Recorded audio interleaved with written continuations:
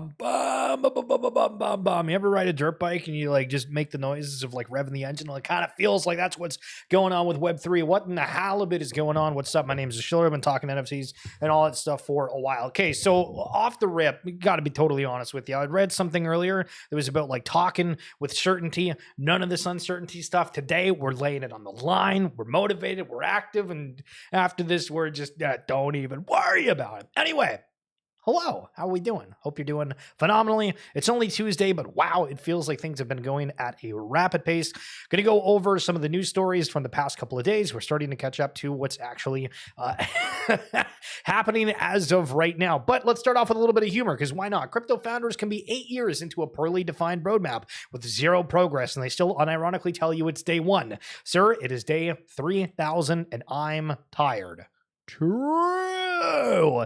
It's funny. The way that things are said in Web3, where everything is like kind of like a trustworthy component, and then it's like, it's not at a point. But then it's, well, if you've been doing it for this long, something good's going to come at some point. And then you think of Gary Vee and the patient panda, and then you're like, okay, well, is VFriends actually the alpha? And then you're like, no way, no how. I'm Dolly. How are we doing, my Brumalachi? Hope you're doing well. When are we playing Rivals? That is the question of the day. When are we playing Rivals? Remind me to remind you guys about the Hulk card. I'm Tolly. Don't let me forget. Okay, so there was some stuff coming out from Zegabon regarding Nizuki. Let's see if you are going to regret not owning Nizuki. Fun story. I tried buying a Nizuki when they first came out, and the transaction was pending, and I lost it because somebody else put a transaction that was faster than me. And then they went to like 20 ETH. And I missed out. And that's what I called off. Yo, T-Doge, what's going on? Okay, Zegabon saying, I said this is in a recent interview. I don't like anchoring on specific dates because all it does is cause anxiety. Or people speculating on said NFT. We're operating on ABL, always be launching principle now. So whenever something is ready, we launch. Part of the team worked through Christmas and New Year's to get things ready to launch ASAP. We're close, just working on logistics to make sure it all goes smoothly. So again, we've been waiting, saying, hey, all these big NFT collections things are happening in Q1 of this year. Episode 2 is finished for the Azuki series, and again, so far they're like 10-minute episodes, but won't be released until after token generation event. As I mentioned, that's going to be a big liquidity event during the last Ask Me Anything. Important that we hit timing with the token generating event. Do we just call it TGE? I don't know how many people know what TGE is. I think like people that are native within Web3, you know, but if, okay, then. Releasing content only in Web3 isn't a real catalyst, much stronger when paired with Web3 releases. So now that we bring this up, I feel like I saved a post, but I don't have it in here. So let me try to find it where it was hinted at that, yeah. What is this? What is this? So Azuki posts a thing that says, when there's smoke, there's fire. When you get stop, drop, and roll, first of all. And Doodles saying, when there's smoke, there's fire. Okay. And then Doodle says, let us cook. Okay. And we have all this notion that apparently Web3 is supposed to work together and not be tribalistic. Okay. And these are vastly different brands and audiences. Okay. Does all this come together in like one big shebang and Web3 wins? That would be absolutely insane. Insane. Okay. So I don't know if you guys ski. I don't. I used to, I think, way back in the day. I got a bad knee. Listen, I'd rather eat chacaronis than get on a ski hill, if you know what I'm saying. And I guess one of the ski hills, they're having like the snow patrol that's wanting to raise, but they're only opening like 14% of the mountain because they don't want to pay for it. So a one-day lift ticket costs $328. Let's assume this is American, not Canadian, because that would be more like $500 Canadian. The dollar is insane, the discrepancy between the two. So you go to these things to sit in 3-hour lines to go down the hill once. I am so painfully bullish on everything online, let me tell you. Also painfully bullish on people realizing very handy things. Somebody knows AutoCAD. They created a knob on their kitchen. This post went like super viral. 11.9 million just because you're a handyman. Imagine being a handyman in 2024. Unbelievable. Also, Mtali said on Root. Okay, there we go. This is my Root Network marketing lead application. Root a lot. Raul Paul said this, exactly this. Don't guys, don't worry about the other components. We scratched all that out. Root a lot. This, exactly this. Nice. Good marketing. Okay. Now on the topic of Root Network, though, we have had this kind of what the hell is going on with everything regarding the AI agents, as it's been touted that root, altered state machine, futureverse, it's all these AI agents, it's the next evolution of things, and we have all this AI agent narrative talk that's happening, and it's been really, really quiet on the forefront of what's going on with altered state.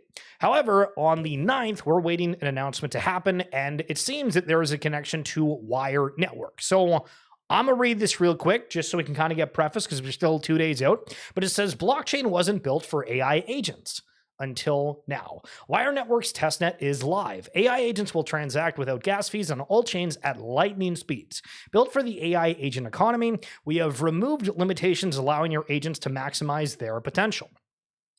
And then you can read the stuff down below. All right, phenomenal. But AI agents will transact without gas fees on all chains at lightning speeds. So waiting to hear a little bit more of that. Apparently partnered with Altered State Machine. We'll see what exactly this all looks like as the AI agents come forth. Come hither, if you will. Are you on the Wire team? No, I'm not. Listen, you want to get me a job though, M. Dolly? Listen, throw in my resume for me. Listen, I can send you that Rule Paul screenshot if you want for my marketing expertise. Let me know. Okay, guys, so we got to talk about how you're all a bunch of fish. I'm Dolly being the biggest fish there ever was, and then the list kind of goes down there from like, the list goes on. Anyway, so there's this thing called a Mint blockchain. I haven't looked into it, to be totally honest. However, I've been sent this from multiple phenomenal individuals. Love when you guys send me different alpha pieces. But this is like maybe the craziest things I've ever seen.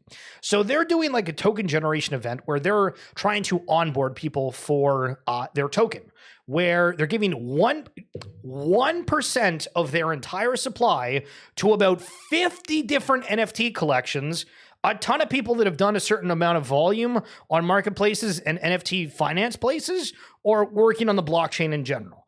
1% of their entire supply to like 350 different things. Like, squeeze me, but can we get at least 2%? So people are out on the timeline, they're showing this, you're sharing this, you're trying to let everybody know. And like, it could be okay, but 1% spread across, 50 NFT projects is like between 50,000 people. And that's not including everything else. Now, I guess we can make the argument of how many people are actually going to go out and like get these boxes, but what I've seen on my timeline, it's insane. So anyway, that being said, if you're wanting to get out there, maybe I'm a fish for not doing it, but you can get some free crypto from being involved with Mint if you own any of these other collections. Okay, AI Wayfinder, where the hell is yo Jeremy?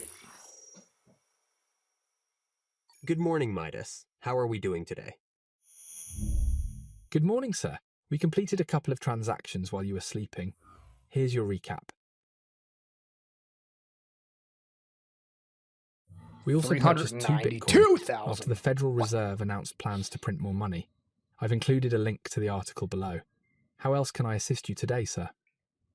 Let's take a look at the majors, please. Looks like Sol is performing really well.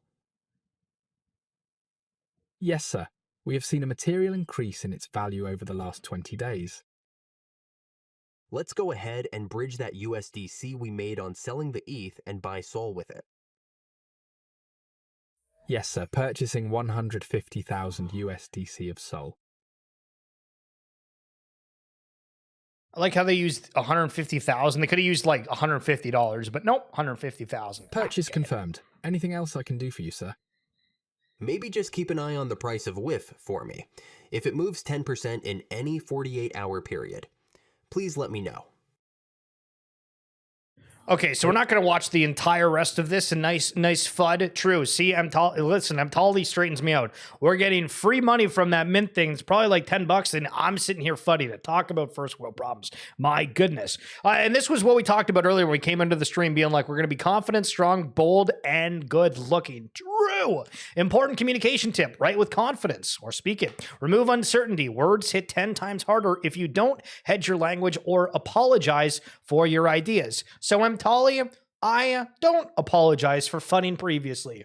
True. Okay, LG Doucette brought up this kind of interesting point that was talking about how, back when Top Shot was going crazy, he was running the First Mint, which was a handle and podcast that was focused on NBA Top Shot at the time. It was talking kind of about how, like, man, back in the day, if X had payments, wow, we would have made an absolute killing on this. And you can see a ton of engagement, ton of people loved it. I loved it as well. And I interviewed LG way back in the day as well. He's Canadian. I think he's from Vancouver. I don't know if he's actually from Vancouver, but he's Canadian. Anyway, the point that I wanted to bring up with this is it's wild to see how many people devote themselves for something they are incredibly passionate about. This is an example for Top Shot, and you can go down different content creators or anything you follow in the space in which you like. I mean, I'll throw myself out there for like Bill Noble. I really enjoy his crypto takes as a whole, but he's never been somebody that focuses on a specific ecosystem. But there is a lot of niche creators that come out to focus something, but once they kind of lose that passion for it, it sucks that they just kind of don't do it anymore. And we'll see if the First Mint comes back doing Top Shot, but probably not, because the people involved with it, I don't think do it either. Okay, so this is kind of cool, and I honestly love seeing this. So I guess this was an initiation or initiative. There's the Up Only podcast too. True. And I guess this was done by the Lazy Lions of 8,941 plus pounds have been cleaned up from different beaches.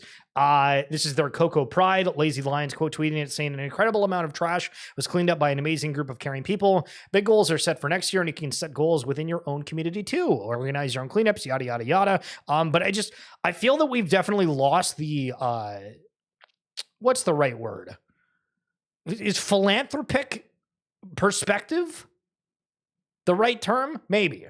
But it feels like we just kind of look at things, right? We say, oh, this collection's involved with anime, or this collection's involved with like merchandise, or this one's building like a TV show. But there's nothing that's like, just feel good. They're cleaning up the beaches. Hell friggin' yeah. Stop littering, by the way, people. What are we doing? All right, more stuff from Parallel. You got an agent running? Okay. Jamila, all right, a couple of, why do I forget what these are called? They're called burpees, right? Down on the ground, up high, down on the ground, up high. Showing what the AI communities look like. Kind of neat to see. And again, Prime and the prompt token getting a lot of attention. Anime is greater than plastic in the ocean. Yeah, okay, can somebody ban him, Dolly? True. Daniel got hits. This one, I was realizing this today. So let me read this and we'll go over it. Most crypto participants take their knowledge for granted. It means you. True. You just buy Sol, send it to a Phantom wallet, swap this here, buy this there, bridge to this chain, buy this NFT, send there, etc.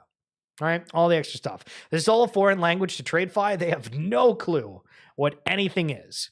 And so I've done like a ton of interviews today. There's going to be another one that I'm going to publish a little bit later. If you are involved with the Root Network, it's a banger, baby. It's a banger. It's really good. So anticipate that coming out very shortly after the stream. But having these conversations with different people from Root, from other people. I was talking with somebody who's building on Abstract today as well. And it's just like, I kind of have an idea of what I'm doing and I can rip through it. But if you've ever tried to onboard somebody, it's just unbelievable how ridiculous it is when you think of, all right, well, you can either start with what chain you're wanting to go on, or you're going to go with you got to pick what exchange you want to initially start with, and then make sure that you can either e-transfer or you're going to have to wire, because a lot of banks, or at least in Canada, don't want you to do just like normal transfers. And then you have to figure out, okay, you got to get either a MetaMask, you got to get a Phantom potentially on that. You got the Magic Eden wallet if you want to do that. Depends on if you want to go over to Sol, if you want to go over to do something with Polygon or ETH or IMX, and then figuring out how to bridge. And then if that bridge doesn't happen, there's an official one, but then there's these side ones, and this one might not be available anymore, but it still works. And if your funds get stuck, and then that's DeFi, and then it's just like, I don't care. I simply don't care trying to explain it anymore. But you and I, we know what's going on. It's unbelievable. It's unbelievable. All right, confessions. If you guys want this is the new variation of FML. If you don't know what FML is, basically it was a site, and I think a social handle as well, where people posted like stories of like, I tried to get my girlfriend flowers, but then there was like a thorn with something stuck in it, and then she got like an allergic reaction, and we were in the hospital for like a week. FML. right? It's super cruddy example, but Coinfessions is basically the same variation of that, but regarding to crypto. So I sold my 12 Pudgy Penguins and 32 Sappy Seals a month ago. Now they're pumping hard. I'd have an extra $500,000 if I waited just another month. Oh, shit. It's crazy. Do you guys remember Ethlings? We had the bot that liked to tweet again. This is back in June 29th. We shared my Ethling with the chicken hat. We made sure we got the chicken hat. You know what I mean? Represent. But yeah, they were listed for $3. I realized the Ethling site is actually still active though. Mint once, customized forever. And yeah, I think Pranksy swept the hell out of these, and this was the only reason they got the amount of attention that they did back in the day. But you're able to swap out for different parts. People had the assumptions that certain ones were way more valuable. As you can see, it's kind of got like the monkey head here. But I mean, these cost 0.11 ETH. So like if we were, let's do a little bit of ETH to USD type of variation. You know what I'm saying, my Bruma launching. So those were going for $377 as of the price of ETH right now. So that, you know, there's been some problems and stuff that's going on out there in the NFT world. True. Now, speaking of problems, Grateful Ape saying opportunity cost is a real thing. My biggest flop of 2024, runes and ordinals. So there was all this hype. Earlier in the year. Last year, there were people focusing on what was going on within the Bitcoin ecosystem. We played a video that was from DC Roth that was going on about like ordinal inscriptions and all of the crazy shenanigans behind that. And I remember walking away from that video being like, I feel like I'm confused. Like, really well done video, but I'm still confused on what's going on in this regard. Now, I think there's been a lot of different collections and things that we can throw out there to say, oh, this was a flop, this was bad in this year.